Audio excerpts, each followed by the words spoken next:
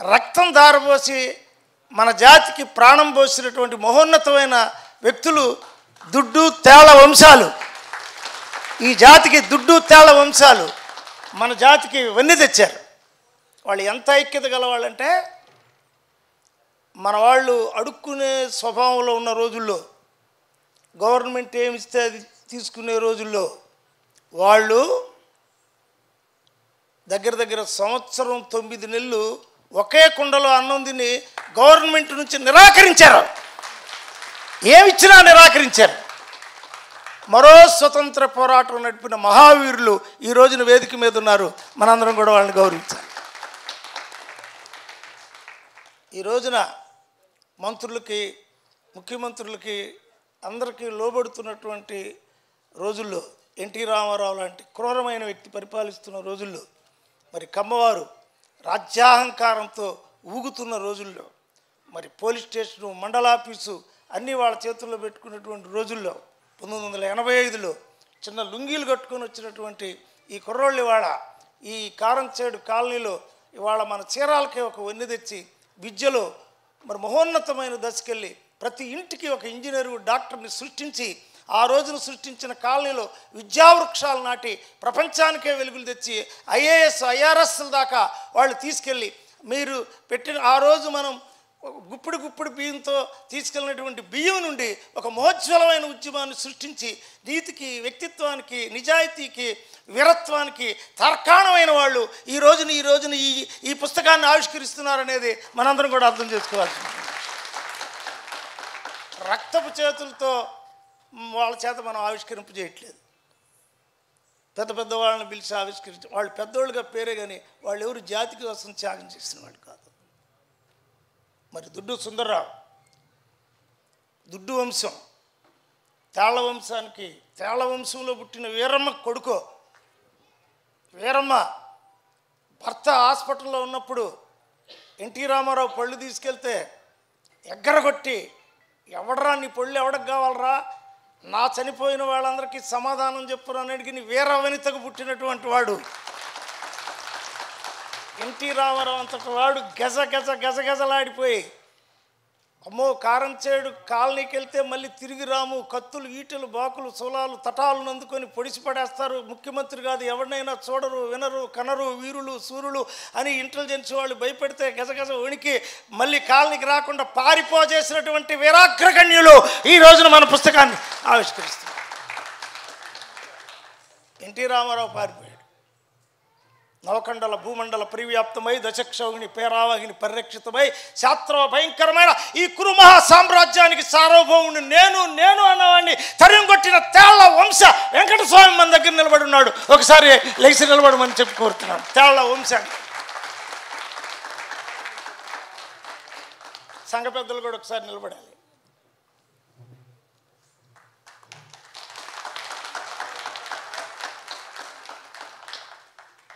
జాతికి వన్నె తెచ్చిన వాళ్ళు అప్పుడు వరకు పాపం మన పెద్దలు ఏదైనా అట్రాసిటీ జరిగితే ముఖ్యమంత్రి దగ్గరికి వెళ్ళి, అంత దూరం వెళ్ళలేరు, కలెక్టర్ దగ్గరికి, ఆర్డీఓ దగ్గరికి వెళ్ళి ఎంత ఇస్తే అంత తీసుకునే రోజుల నుంచి ఒక 200 కుటుంబాలు నీతిగా నిలబడి రాష్ట్రాన్ని ఎదిరించి కమ్మవారి మీద కేసు పెట్టి జైల్లోనే 16 మంది చనిపోయేంత సౌరం కేసు నడిపి, సిబిసిఐడి నడిపి, పోలీస్ కేసు నడిపి, ప్రైవేట్ కేసు చెంచురామయ్యని లోన పెట్టకపోతే ప్రైవేట్ కేసు వేసి 70 సార్లు ముఖ్యమంత్రి వియ్యంకుడిని కోర్టుకు లాగి మీసాలు తిప్పి, రే కమ్మవారు అంతు చూస్తావరా, ఆ తేళ్ల దుడ్డు రక్తం, దళిత రక్తం నుంచి పుట్టినటువంటి వాళ్ళని గద్దరంతటి వాడికి కథ చెప్పి దళిత పులులమ్మని ఆయనలో ఉన్న నీరసాన్ని పోగొట్టి, పులి బిడ్డలు దళితులు వాళ్ళు ఇవాళ కళ్ళు తెరిచారు, కమ్మలు, రెడ్లు, కాపులు, రాజులు ఇక కళ్ళు మూయాల్సిందే, ఆ వీరులు, ఆ వీర పదం నడుస్తుంది అని మోగించి మనకి రక్తశ్రువులతో రక్త క్షేత్రాన్ని నిర్మించి, రుధిర క్షేత్రంగా చనిపోయినటువంటి వాళ్ళని ఒక మాన్మెంట్ నిర్మించి 49 ఎకరాల కాలనీలో జీవిస్తున్న మహోన్నతమైన వ్యక్తులు ఈ రోజున పుస్తకం ఆవిష్కరిస్తున్నారు. సామాన్యులు కాదు, పైకి అలా కనపడతారు. ఇందాక డప్పులు కొట్టారు చూసారుగా, ఎవడైనా ఏ బ్రాహ్మణుడైనా ఆ చిందేయగలిగిన దమ్మున్నవాడు బ్రాహ్మణ కూచిపూడి నాట్యాలు వేసుకుని శరీరాన్ని చూపించి బతుకుతున్న బ్రాహ్మణులకి ఆల్టర్నేటివ్గా డప్పు అంటే ఏందో దాని లయ ఏంటో రింగుల తలతో కొడతా ఉంటే గుండెలు అదిరిపోవడమే కాకుండా మానవ సమాజాన్ని ఉత్తేజపరిచిన మాదిగ మహోన్నత వీరులు వాళ్ళు. ఆ దళిత శక్తికి నిదర్శనం. పుస్తకాలు వీళ్ళ చేత ఆవిష్కరించాలి. వాళ్ళ కథ నాకు గుర్తున్నంత వరకే రాశా. అది దగ్గర రామాయణం అంత కథ. అది దగ్గర 1000 పేజీ 2-3 వేల పేజీల కథ. అది 2-3 వేల పేజీల కథ.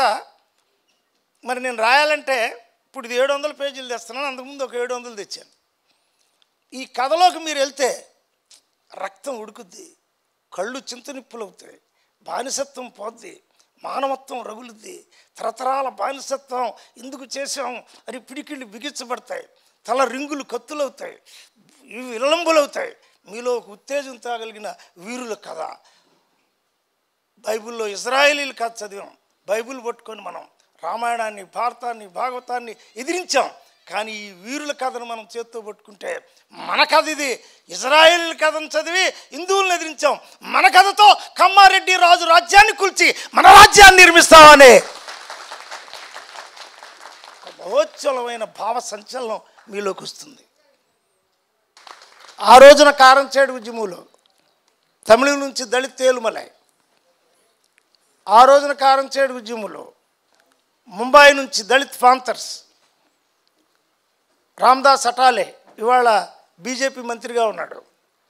మరి ఆ రోజున కారంచేడు ఉద్యమంలో కర్ణాటక నుంచి దళిత సంఘర్షణ సమితి వెంకట స్వామి, ఆ రోజున కారంచేడు ఉద్యమంలో మరి ముఖ్యంగా బెంగాల్ నుంచి, ఆ తర్వాత లక్నో నుంచి, మొత్తం దేశం మొత్తం నుంచి చెలో కారంచేడులో 3 లక్షల మందిని మొదట చూపించి డాక్టర్ బిఆర్ అంబేద్కర్ 5 లక్షల సభ తర్వాత ది గ్రేటెస్ట్ ఆర్గనైజేషన్ పెద్ద సభని కారంచేడు బాధితుల యొక్క ఆధ్వర్యంలో ఆంధ్రప్రదేశ్ దళిత మహాసభ భారతదేశంలోనే అంబేద్కర్ 5 లక్షల తర్వాత 3 లక్షలు చూపించినటువంటి సభకు మొత్తం దేశంలో ఉన్నటువంటి వాళ్ళందరూ వచ్చారు.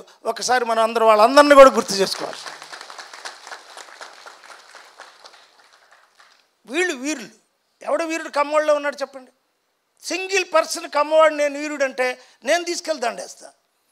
ఎవడైనా ఒక ముఖ్యమంత్రిని ఎదిరించి 120 మందిని జైల్లో పెట్టించి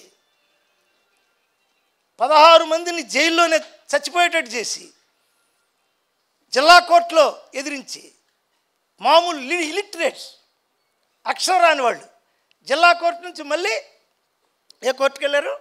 హైకోర్టుకి వెళ్ళి, హైకోర్టు నుంచి మళ్ళీ అక్షరాలు రాకుండా సుప్రీంకోర్టుకి వెళ్ళి చివరికి 40 మందికి కమ్మ అనేవాడు నేరస్తుడు, హంతకుడు, మమ్మల్ని చంపి భూములు కాజేసినోడు, మా చెల్లెల్ని రేప్ చేసినోడు, ఇతర దేశాల నుంచి వచ్చినోడు, వాడి మనసు లేదు, వాడు దుర్మార్గుడు. ఆ దుర్మార్గులకు పెద్ద ఎన్టీ రామారావు, వాడు అల్లుడే చంద్రబాబు అని చెప్పిన మహోన్నతమైన వాళ్ళు ఈరోజు నీ బుక్ను ఆవిష్కరించబోతున్నారు. ఆపకుండా వాళ్ళకి ఒక్క నిమిషం చప్పట్లు కొట్టగలరని ఆశిస్తాను.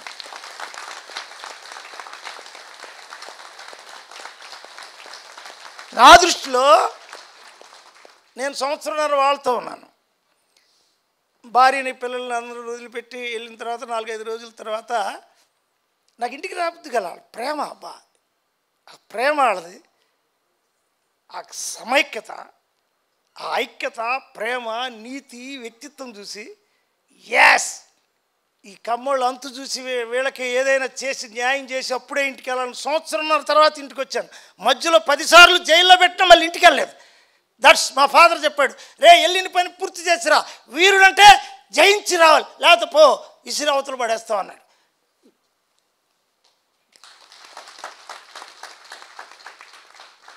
ఆ మధ్యలో ఆరోగ్యం చెడిపోయింది. అమ్మో ఈ స్టోరీ రాకుండా చచ్చిపోతానేమోనని గంగాధర్కి ఫోన్ చేశాను. ఏదైనా ఆత్మీయమైన విషయాలుంటే కొంచెం లోతుగా మాట్లాడేది ఈయన సొంత తమ్ముడి కంటే ఎక్కువ. మేమిద్దరు రాత్రులు మాట్లాడుకుంటాం, పగలు వినకూడదని. భార్యలు కూడా విన్న మాటలు ఉంటాయి కదా మా దగ్గర. తమ్ముడు ఎవడో ఒకడిని వేసి చచ్చిపోవాలనుకుంటున్నాను అంటే, అన్న నువ్వు ఉండాలి, ఆ స్టోరీ మొత్తం రాయాలని ఆదేశించాడు. అందుకే స్టోరీ రాశా. స్టోరీ రాశా. నా జనం చదువుతారా? చదివే అలవాటు ఉందా? అంబేద్కర్ ఏమన్నాడు? ఏడ్చాడు. నేను ఇన్ని 1,00,000 పేజీలు రాశాను, ఈ 1,00,000 పేజీలు నా జనం చదువుతారా? బ్రాహ్మణులు చదివి దాన్ని ఉపయోగించుకుంటారా? నా జనమే చదువుతారా? వాళ్ళు చరిత్రకారులు అవుతారా? వాళ్ళు రాజ్యాధికారం పొందుతారా? వాళ్ళు సంఖ్యలు తెగతీర్చుకుంటారా? ఈ అక్షరాల్లో కత్తులు ఉన్నాయి, ఈ అక్షరాల్లో గొడ్డలు ఉన్నాయి, ఈ అక్షరాల్లో విముక్తి సూత్రాలు ఉన్నాయి. నా ప్రజలు చదవాలి చదవాలి చదవాలి అంటే చనిపోయాడు ఆ మహానుభావుడికి ఒకసారి మనందరం కూడా చదవాలి.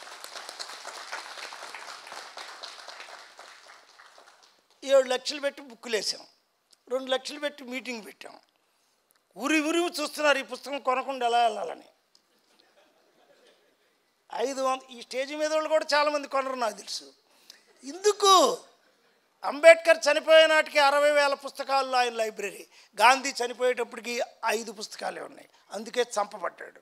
ఇందిరాగాంధీ చనిపోయేటప్పటికి 7 పుస్తకాలు ఉన్నాయి, అందులో 2 నాన్న రాసినాయి, అందుకే చంపబడింది. సంజయ్ గాంధీ చనిపోయే నాటికి ఆయన దగ్గర జేబులో సిగరెట్లు మందు ప్యాకెట్ ఉంది, అందుకే ఆయన చంపబడ్డాడు. పుస్తకం లేనివాడు బతికుండగానే చంపబడతాడు అని అంబేద్కర్ చెప్పాడు.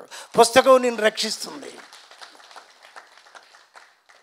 పుస్తకంతోనే అంబేద్కర్, నేను లండన్ వెళ్ళాను, లండన్ హౌస్ ఆఫ్ కామన్స్లో, లండన్ లైబ్రరీలో, లండన్లో హౌస్ ఆఫ్ కామన్స్లో గెస్ట్గా వెళ్ళాను.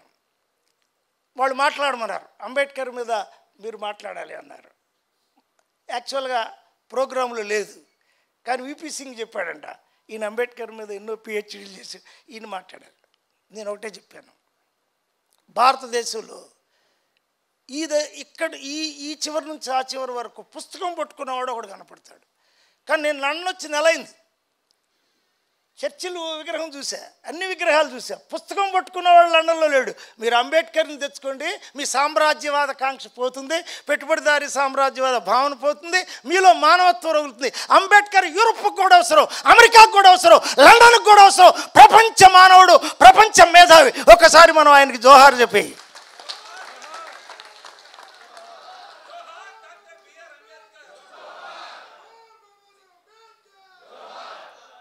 నేను ఈ పుస్తకం మీరు కొనడానికని వేయలేదు, నేను వేసాను అంతే. మధ్యలో ఎవరు లేదు. నేను ఈ పుస్తకం వేశాను, ఈ పుస్తకం ఆవిష్కరిస్తాం. వీరులు ఆవిష్కరిస్తున్నారు, వీరుల చేతులు. సుందరరావు ఒకసారి నా మీదకి బలరాము 40,000 తీసుకొని గోండాలను పంపాడు. బలరాం గారని, కరణం బలరాం అని వాడు ఒక చీటరు, ఎందుకు పనికిరానివాడు ఒకడు, చీరాలు ఇప్పుడు ఎమ్మెల్యే. వాడు అమ్మాయిలు తార్చి ఎమ్మెల్యే తెచ్చుకునేవాడు. వాడు నా మీదకి రౌడీలను పంపాడు. కోటి జేమ్స్ అన్న, సుందర్రావు వీళ్ళందరూ. వాడు బాబు అని ఒకడు ఎరుకుల, వాడు 40,000 తీసుకొని నన్ను చంపడానికి, నేను ఒక ఇంట్లో ఉంటే ఆయుధాలతో వచ్చారు. వీళ్ళు వాళ్ళ బామర్దిని కిడ్నాప్ చేశారు, వాడి కాళ్ళు చేతులు ఇరుగొట్టి ఏలాడగట్టారు. వాళ్ళు రాజీకి వచ్చి అన్నం చంపితే కాలనీ మొత్తాన్ని, ఎరుకుల కాలనీ మొత్తం తుడిచేస్తారన్న వీరుడు ఇవాళ దుడ్డు సుందరరావు. నేను చనిపోకుండా బతకడం ఒక ఆశ్చర్యం, ఎందుకంటే నాకు కత్తి తిప్పడం రాదు. మా ఇంటి పేరు కత్తే, కానీ వాళ్ళకంత పుస్తకాలు. పిన్నీస్ కూడా నా దగ్గర ఉండదు.